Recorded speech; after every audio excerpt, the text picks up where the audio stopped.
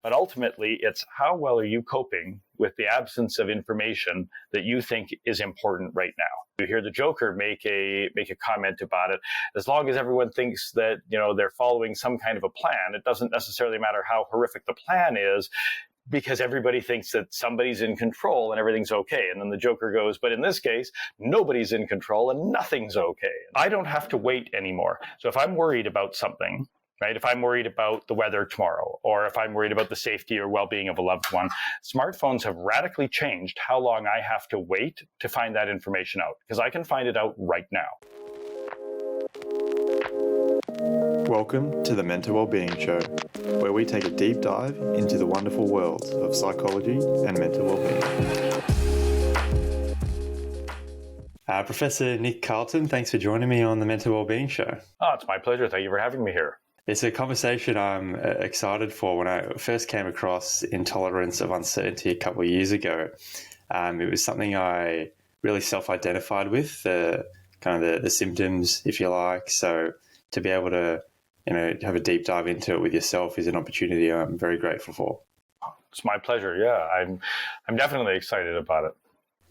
Yeah, I know you've done a lot of research on it, and I think we should start perhaps by just conceptualizing ourselves, laying the groundwork, and asking you, what is intolerance of uncertainty, and what do we mean when we say intolerance of uncertainty?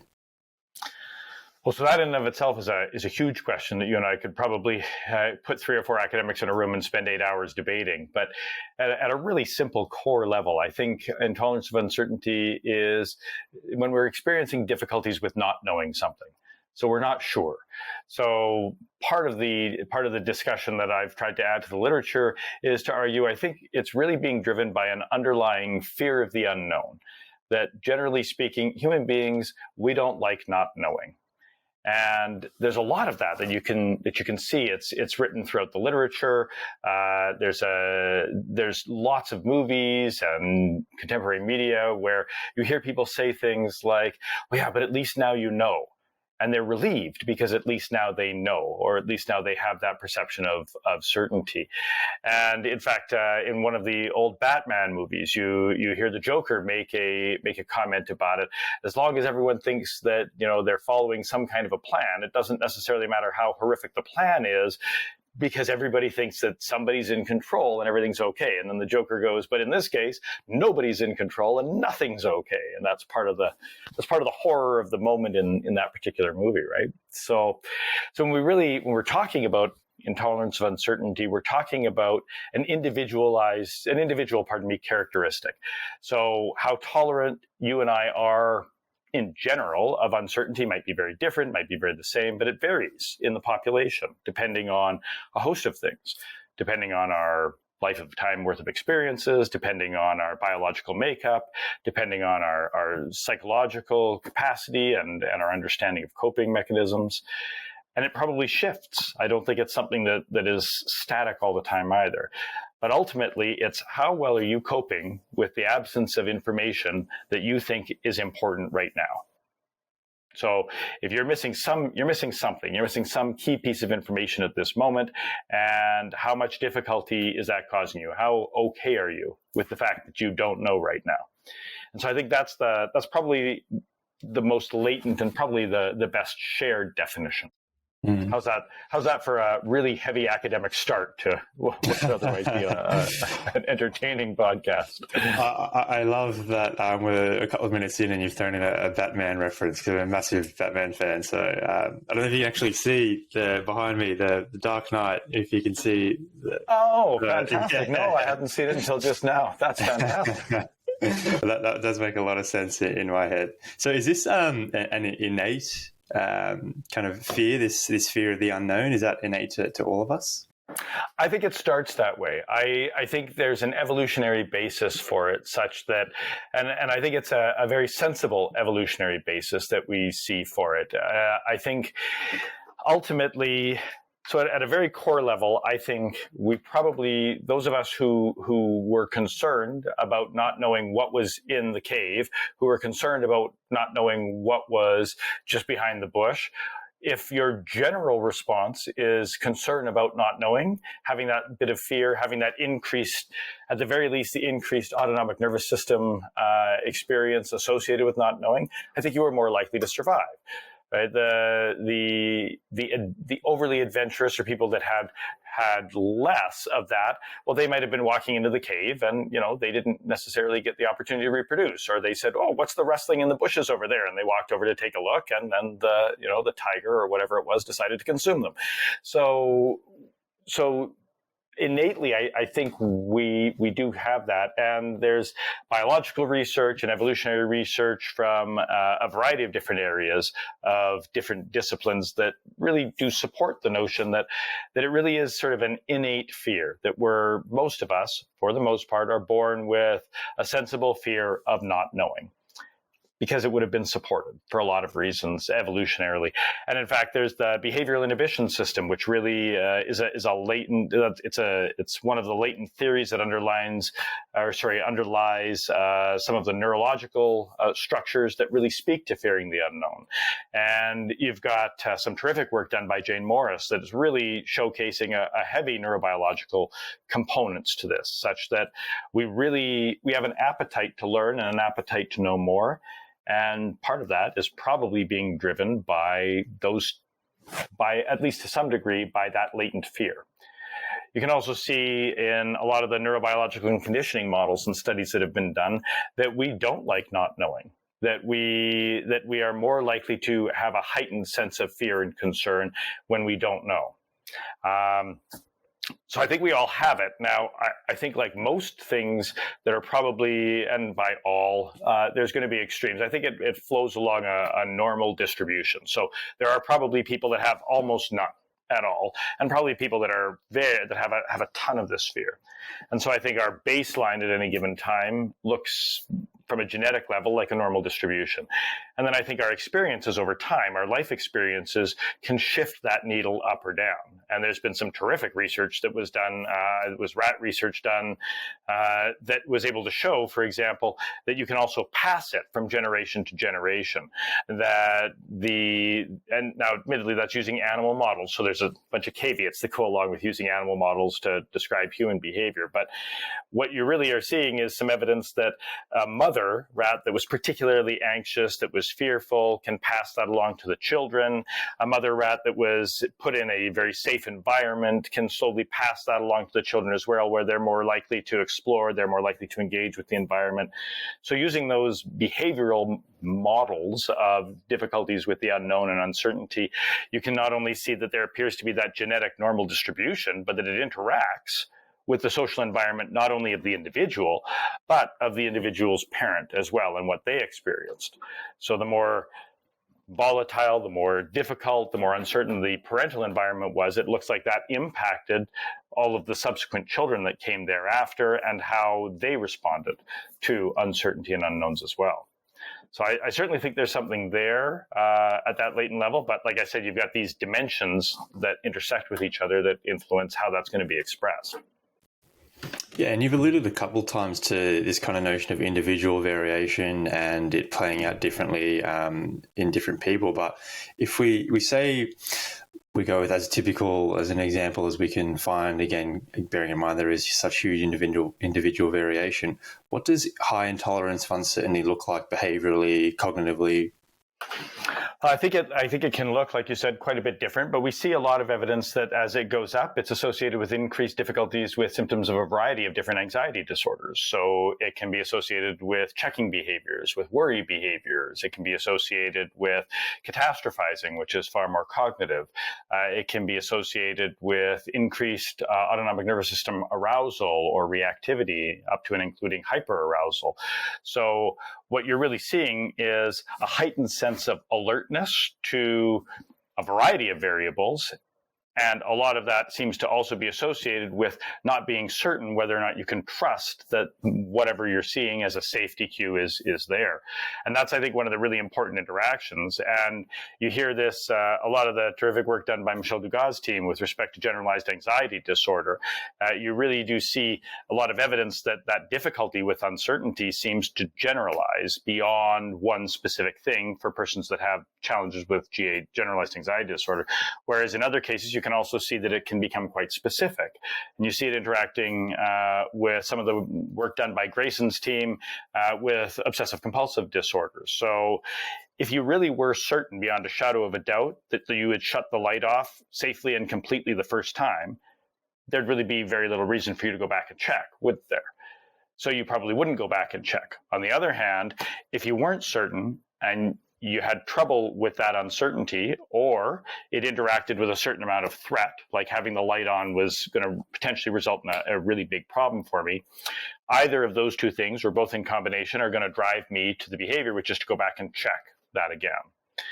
And so if I had very low intolerance of uncertainty, I'd be okay with the fact that I didn't know for sure. But as my intolerance of uncertainty goes up, now I'm more likely to check. Now I'm more likely to worry.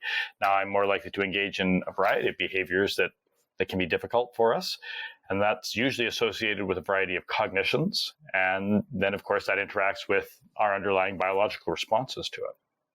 And in terms of behavioral correlates of intolerance of uncertainty, I was reading through one of your, I think it was a 2017 meta-analysis, and very interesting looking at the correlations between increases in intolerance of uncertainty and increases in mobile phone usage.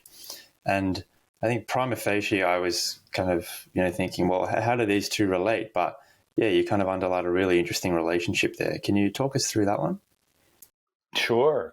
Yeah, that was a really fun study to do. There was a big team a good team involved with that one, and a big team. But anyway, that was a really fun study to do because it creates a very interesting and I think provocative cause and consequence problem. So let's talk a little bit about what I mean there. So what we saw was a relationship between cell phone use up to and including what some people might call unhealthy cell phone use. But there was a relationship between cell phone use and increased difficulties with uncertainty. So as your intolerance of uncertainty went up, the probability that you were going to have cell phone difficulties went up. And we saw that in a variety of different empirical assessments that we had done there. But you can also see that as intolerance of uncertainty has also seemed to appear to anyway increase over time at the population level, as has the increased pervasiveness of cell phone access or smartphone access. And that makes a certain amount of sense. Now, it's really hard to run a randomized controlled trial at a population level on something like how many cell phones anybody gets and the IU levels. But there's a certain amount of intuitive sense that I think we can draw from that, and accepting the cause and consequence caveats. So I don't have to wait anymore. So if I'm worried about something, right? If I'm worried about the weather tomorrow, or if I'm worried about the safety or well-being of a loved one, smartphones have radically changed how long I have to wait to find that information out, because I can find it out right now. It doesn't matter even anymore whether the loved one is in Canada or Australia and I'm in either or, right? It's seconds at most that I have to wait in order to gain some kind of reassurance, in order to get some certainty, some of that additional information that I want. So in doing that, I think one of the things that we suggested was there's at least a possibility we've reduced our capacity to learn to tolerate uncertainty, because the entire time we're not practicing it anymore. I don't have to wait for anything anymore. So because I don't have to wait, because I can know right now, then when I encounter something where I can't. So for example, you text a loved one or it's a new relationship and you're texting that new relationship person and they don't get back to you immediately. Well, even 15 years ago, nobody would have thought twice about calling and leaving a message and somebody not getting back to you for 24 hours. But now it's an hour. What do you mean? They haven't gotten back to me 2 hours. Oh, I guess they don't like me. 3 hours. I never liked them anyway. And it's because we're so used to that immediate reinforcement, because it's immediate, it's immediately accessible. And we're really robbing ourselves of that opportunity to practice being uncertain. And so part of what that paper had provided some initial cross-sectional and correlational evidence of was that may be leading to an increase in intolerance of uncertainty. We may literally, as a population, be becoming less able to manage that. And that would sort of be a cute academic moment of pedantry, if you will, if it weren't for the experimental results that we have from other studies that show that as that uncertainty intolerance grows, as that increases, so does our anxiety, and therein so does the probability that we might meet criteria for one or more mental health disorders. So we might literally be technologying ourselves into an increased level of challenge with respect to anxiety. So somebody at some point should probably try and run a really large-scale study on that. I'm not sure where you'll find someone. I don't know where you'll find the samples anymore. You've never had 500 people that have never had a cell phone. 250 get a cell phone, 250 don't. We follow them for 5 years. I'm not sure how that'll work, but it's an interesting proposition related to uncertainty at the very least. It is, yeah. And I think even just upon reading that, it's really made me reflect upon my own cell phone use and how that plays out with my own impatience, if you like. And I'm wondering, have you pondered the consequences of that, perhaps on a population level, just as a hypothesis, how that might play out in other areas in our lives? I think it pervasively impacts our lives for exactly the reasons to which you're alluding, right? We're becoming less patient.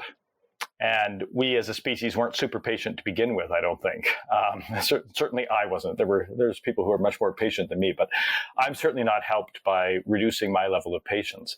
So if we're increasingly impatient and we always want to feel that positive reinforcement, that reassuredness, that little tiny dopamine rush that comes with knowing, that comes with that reduction in uncertainty, that comes with having access to that cell phone content. Well, not just the content, the cell phone itself, that feeling of connectedness and being tethered and therefore safe, that doesn't stay isolated. There's no reason anyway to believe that stays isolated to only my cell phone, right? It probably is something then that impacts everything else. So it might make me less patient with other people. It might make me more quick to be frustrated, more quick to become anxious, more quick to catastrophize. And while that might happen, well, I'm sure it happens with the same kind of individual difference variability that you'd see with anything else at a population level, that could have all kinds of negative impacts where people become frustrated. It could increase polarization of various groups. It can lead to me feeling more and more certain by narrowing the number of different narratives that I listen to. So I might only want to hear people who agree with my position on, I'll pick something non-controversial, my position on Oreo ice cream. And so Oreo ice cream, I only want to hear people who love Oreo ice cream, and I can instantly be reinforced by being told that most of the people that I care about agree with me and my Oreo ice cream love. And all of the people who love strawberry ice cream, well, they're just wrong. And there's not very many of them to begin with, right? So I can create echo chambers, and I can really boost up my certainty in some areas, become very intolerant of uncertainty in others, and by extension, it's a possibility I could become intolerant of all kinds of other things. And right now, that's just a nice narrative that happens to fit what a lot of us see happening, I think, in popular media, or at least I see it happening in popular media, but it's certainly one possibility, and it could have been pushed forward by smartphones and social media. That's so interesting. And yeah, like you said, it does seem to be very pervasive, the consequences of these, at least. It seems plausible that it's very pervasive.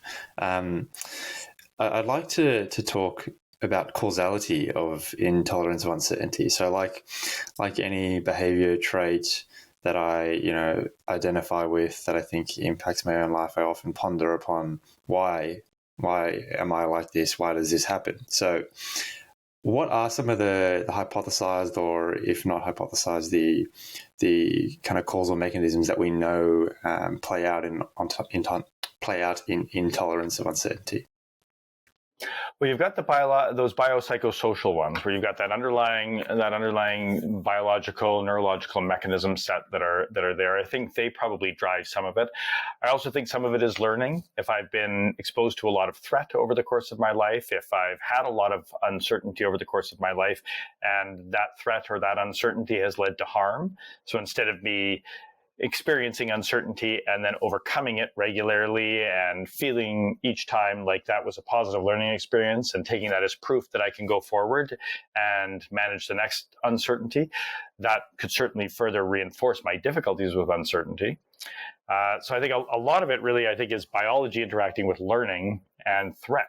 And it's a bit of an oversimplification, I think, of a lot of the models, but I think that's really what we're seeing. And I also think it's important to keep in mind that it changes, right? So the contextual cues, I think, are super important with respect to how my level of intolerance of uncertainty is going to interact with my experience of any given environment.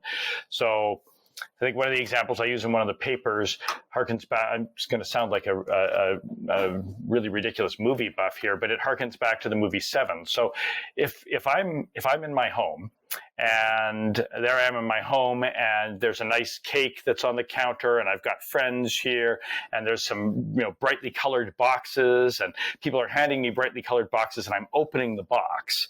And I'm expecting, although I am uncertain in that moment as to what's in the box, all of the contextual cues are telling me that this should be a positive experience, that what's in the box should be something that makes me happy, possibly more chocolates, possibly, some kind of a treats, video games, entertainment, something that I like is inside the box. But in that case, I actually might want to be a little uncertain. I might be okay with that uncertainty even in the moment there, because I've got all of the contextual cues, and I've got this long history of birthdays where these things have worked out really well and everything's okay. Now, in the movie Seven, you see a very different thing, because somebody is sent a box, and all of the contextual cues have been that this person so far has been under threat, that they're fighting someone who's trying desperately to harm them, that they suddenly are no longer able to reach a loved one, and that they've gotten a creepy note that suggests that there's something really bad in the box. And so this leads to a classic movie line where somebody is hollering, "What's in the box? What's in the box?" And it's because in that moment, something terrible is in the box. Well, in that moment, the uncertainty was probably really exacerbated, right? All of us watching the movie, we're all intolerant because we're expecting something awful. So we're expecting a threat. And so those contextual cues are dramatically impacting how I'm navigating uncertainty. And so those are single examples. Now multiply those over the course of a lifetime with a variety of different experiences with uncertainty and what's happened. And I think that's how uncertainty then interacts and influences your next experience with something else. So it's also like fears of heights. I mean, that's probably a simpler one for a lot of people. If you go up in a glass elevator and you're looking down, even if you've got an intense fear of heights, well, that's not even if, likely even with a moderate fear of heights, if I'm looking down through the bottom of that glass elevator, I've got a lot of trust at this issue, or at this moment, right? There's a lot of contextual cues that are telling me I'm safe. It's an elevator. Somebody let me get on board. There are other people who've gotten on board. I'm looking down. So at that moment, all of those certainty pieces are interacting to make me feel safer than I might feel if I was just standing on a piece of glass at the top of some tower looking down with no railing and no safety cues. So when we add all of the experiences together, so it's the additive compilation of all those experiences throughout our history, all of those learnings, that brings us to how we are navigating whatever the current situation is, and that allows intolerance of uncertainty to interact with what we're going to do next. So it sort of interacts in that iterative learning fashion based on everything we've known. So that way you're really seeing the biopsychosocial model happening not just in a cross-section in someone's life, but over the entire course of their life. And you're watching each of the elements change the person such that it defines what's coming up next for them. Well, defines is strong. It certainly influences how they're going to engage with what comes up next. And you mentioned contextual cues there, Nick. So it sounds like intolerance of uncertainty isn't always categorically bad, or rather uncertainty isn't always bad. There are times in our lives where we actually kind of want uncertainty. And I suppose watching a movie is one, right? You don't want to go into the movie knowing the ending. Yeah, of course. I don't think uncertainty, I think in a lot of cases, uncertainty is something that we seek out. Thrill seekers enjoy a certain amount of the same experiences with uncertainty. But I think where we like uncertainty is when we have enough certainty that we're going to be safe, that we're going to enjoy the experience. Right? That's it. Like that's the latent thing. So I enjoy watching trying to pick a recent example. So I might enjoy watching movie The Menu. There we go. So I might enjoy watching, it's a horror movie that I thought was a comedy when I turned it on and started watching my way through it. I enjoy watching that thriller style thing. I enjoy the experience largely because I'm not actually in the situation, right? I actually have tremendous certainty that I'm not going to be killed. So I feel quite safe. Or you're watching the Freddy Krueger movies or any of these other things, people can enjoy those. But part of the reason you're enjoying it is because you feel very certain that Freddy is not actually going to kill you next, right? If you believe truly, or if you weren't sure whether Freddy was actually going to get you next, at some point that's going to interact with your tolerance for uncertainty. And those two things are going to come together, and this is not going to be a pleasurable experience for you anymore, because now you're going to bed. And I think we've all had that after watching a scary movie, right? Where you're pretty sure the monster's not there. How sure are you the monster's not there? Are you sure enough that you're going to close your eyes and go to sleep? Maybe, maybe not. So if you've got that certainty, you can enjoy a certain amount of uncertainty. But those two things are going to interact with like how much knowledge and certainty you have, with your ability to tolerate that uncertainty, with the level of threat that you feel you're actually under at any given time. So we want low threat, or a little bit of threat, with high certainty of overall safety. Now all of a sudden I'm willing to get on the roller coaster. Am I sure that they put all the bolts in? No, but I'm sure enough that I'm going to ride the roller coaster. So I think that interaction really is where you start to see the variability come in any given situation. That's so interesting, and I'd never thought of it like that. And uncertainty, but in a larger context, there is still certainty in those situations. I think that's the key thing. I wanted to ask you a little bit more about causality. So I'm wondering what the role of attachment styles are in, say, trait intolerance of uncertainty.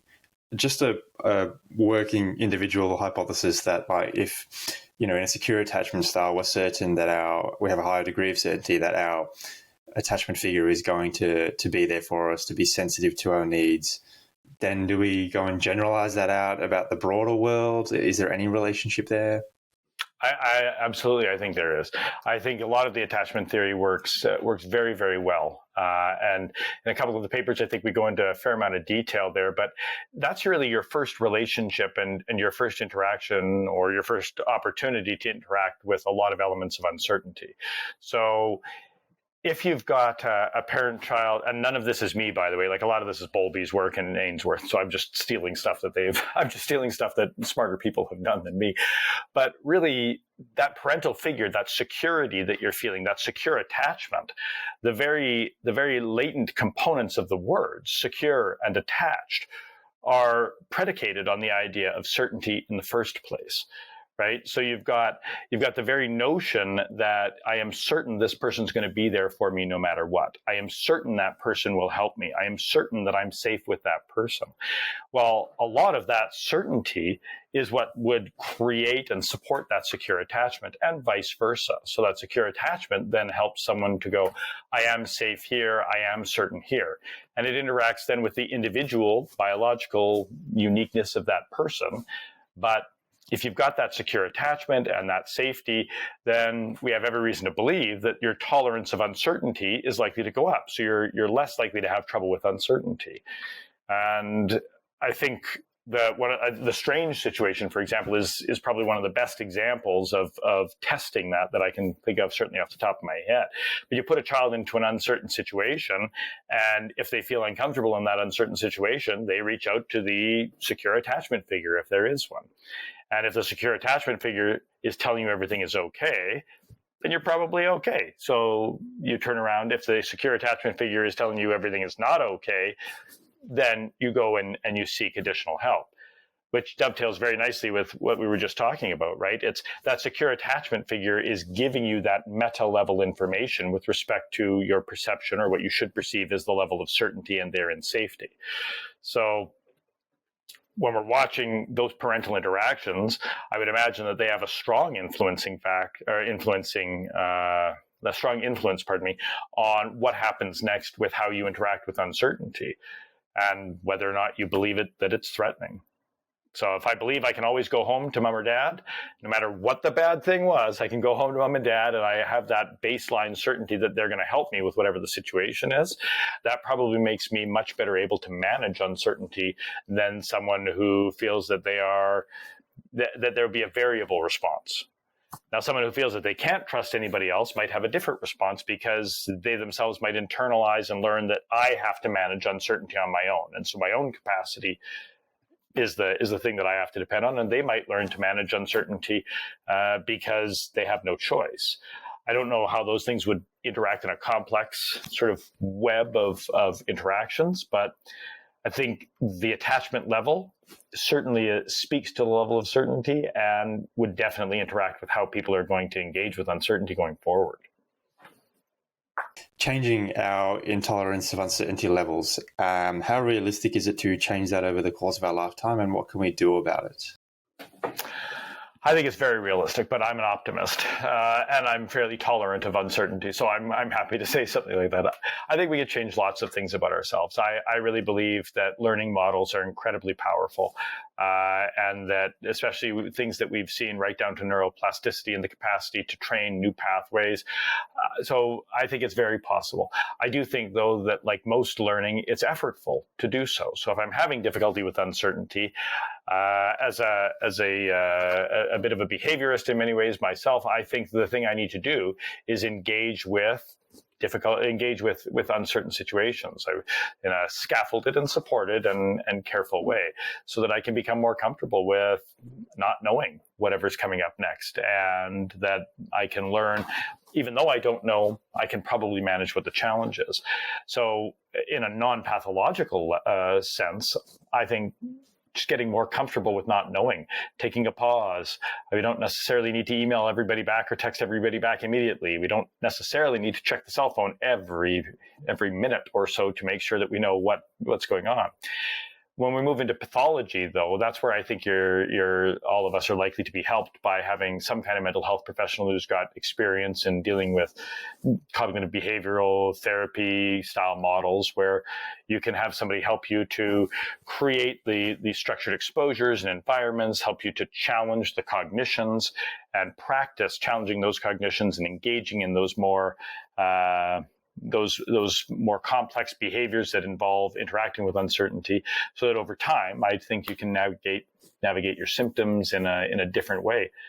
And in fact, we see that people who work with patients that have difficulty with generalized anxiety disorder, there's evidence-based treatments that show they can improve their symptoms, and a lot of the theories suggest that at least some of that improvement is due to reductions in intolerance of uncertainty.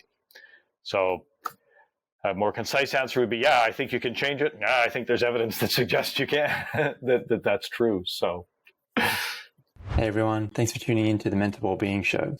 If the Mental Wellbeing Show has brought value to your life or to the life of someone you love, I'd really appreciate it if you hit subscribe. This is how I continue to grow the show and communicate psychology and wellbeing science out to the community.